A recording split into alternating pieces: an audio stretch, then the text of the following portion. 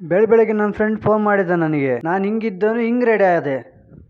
ಅಲ್ಲೋಗಿ ನೋಡ್ತೀನಿ bike full luggage ಇಟ್ಕೊಂಡು ಕುತ್ಕೊಂಡಿದ್ದಾನೆ. ನನಗಂತೂ ಈ ಜೀವನವೇ ಬೇಸರವಾಗಿ ಹೋಗ್ಬಿಟ್ಟಿದೆ. ಯಾಕಪ್ಪ ಫೋನ್ ಮಾಡಿದೆ ಅಂತ ನಾನು ನೋಡಿದ್ರೆ ಈ ಲಗೇಜ್ ಇಟ್ಕೊಳಕ್ ನನ್ನ ಕರ್ಕೊಂಡು ಹೋಗ್ತಿದ್ದಾನೆ. ಹೋಗೋ ರೋಡಲ್ಲಿ ಅಲ್ಲಿ ಚಿಕ್ಕ ಪಾಪು ಕೂಡ ನಮ್ಗೆ ಕಳ್ಳರ ಥರ ನೋಡಿಬಿಡ್ತು.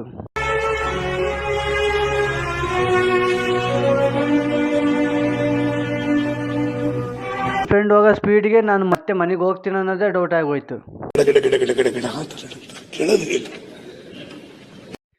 ಆಂಜನೇಯ ಸ್ವಾಮಿಗೆ ಕೈ ಮುಗಿದು ಮತ್ತೆ ಮುಂದೆ ಹೋದ್ವಿ. ಅಂತೂ ಇಂತೂ ನಾಯಕನಹಟ್ಟಿ ಸೇರ್ಕೊಂಡ್ವಿ.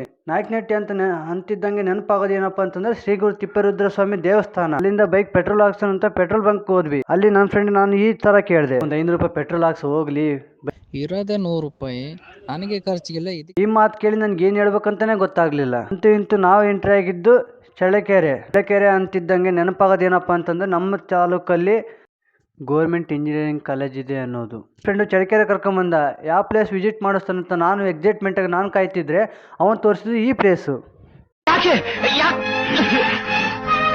ಚಳ್ಳಕೆರೆಗೆ ಬಂದು ಇಲ್ಲಿನೂ ಈ ಕೆಲಸ ಸ್ಟಾರ್ಟ್ ಮಾಡ್ಕೊಂಡ್ಬಿಟ್ಟ. ನಿನ್ನ ಅವಾಗ ಗಂಡಸು ಅಂತ ಅನ್ಕೋತೀವಲ್ಲ ನಾವು, ಅದು ನಾವು ಮಾಡೋ ಮಿಸ್ಟೇಕ್. ಬಂದಿದ್ದ ತಪ್ಪಿಗೆ ನನಗೂ ಇಂಥ ಕೆಲಸ ಇಟ್ಬಿಟ್ಟ. ನನ್ ಮೇಲೆ ನಿನ್ಗೆ ಯಾಕೆ ಇಷ್ಟು ದ್ವೇಷ? ನಾನು ಏನ್ ತಪ್ಪು ಮಾಡಿದ್ದೀನಿ? ಊಟ ಮಾಡೋಕ್ಕಂತ ನಾವು ಹೋಗಿದ್ದು ಈ ಹೋಟೆಲ್ಗೆ. ಅಲ್ಲಿ ಕುಷ್ಕಾ ಕಬಾಬು ತಿನ್ನೋಕೆ ತಗೊಂಡ್ವಿ.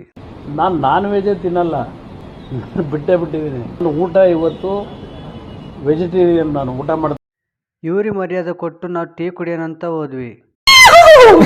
ಅಲ್ಲಿ 2 ಕಪ್ ಟೀ ಕುಡಿದ್ವಿ. ಲಗೇಜ್ ಎಲ್ಲ ಬೈಕ್ ಪ್ಯಾಕ್ ಮಾಡ್ಕೊಂಡು ಮತ್ತೆ ಊರ ಕಡೆಗೆ ಹೊರಟಿವಿ ನಾವು. ಇಷ್ಟು ಹೇಳಕ್ಕೆ ಇಷ್ಟಪಡ್ತೀನಿ. ಓಕೆ ಫ್ರೆಂಡ್, ಬಾಯ್.